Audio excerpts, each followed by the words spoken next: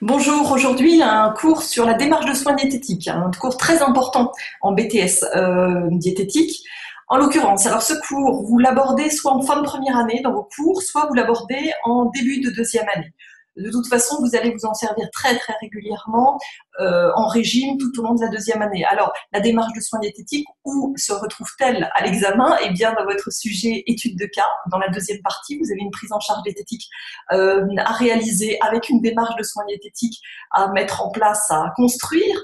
En base physiopathologique de la diététique, en l'occurrence la troisième partie en régime, vous avez une démarche de soins diététiques à réaliser aussi. Et puis, bien entendu, pour votre mémoire, vous avez 3 patients à présenter que vous avez pris en charge et vous allez mettre en place, du moins présenter une démarche de soins diététiques qui est assez, comment dire, pour laquelle on est assez exigeant à l'examen.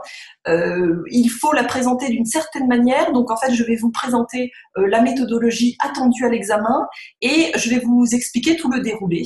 Quand vous travaillez les annales en études de cas, par exemple en base physiopathologie, vous verrez que avant les sujets 2007, on ne retrouve pas cette démarche de soins puisqu'elle est relativement récente. Et donc je vais vous expliquer tout ça pendant ce cours. Donc sur cette fameuse démarche de soins diététiques qu'il est très important de connaître pour l'examen.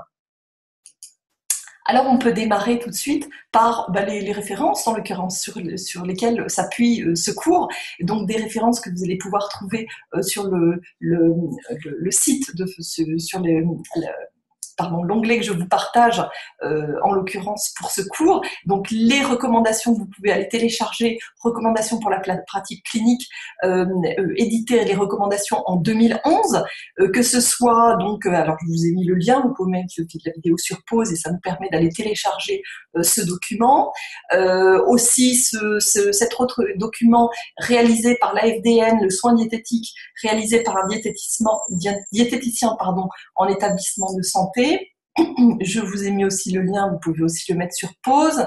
Je vais télécharger ces documents de façon à ce que vous les ayez à votre disposition sur le site aussi. Ça vous évitera éventuellement d'aller les chercher par un lien un petit peu long. La consultation diététique réalisée par un diététicien, donc les recommandations en janvier 2006. Et puis, n'hésitez pas à aller sur le site de la HAS si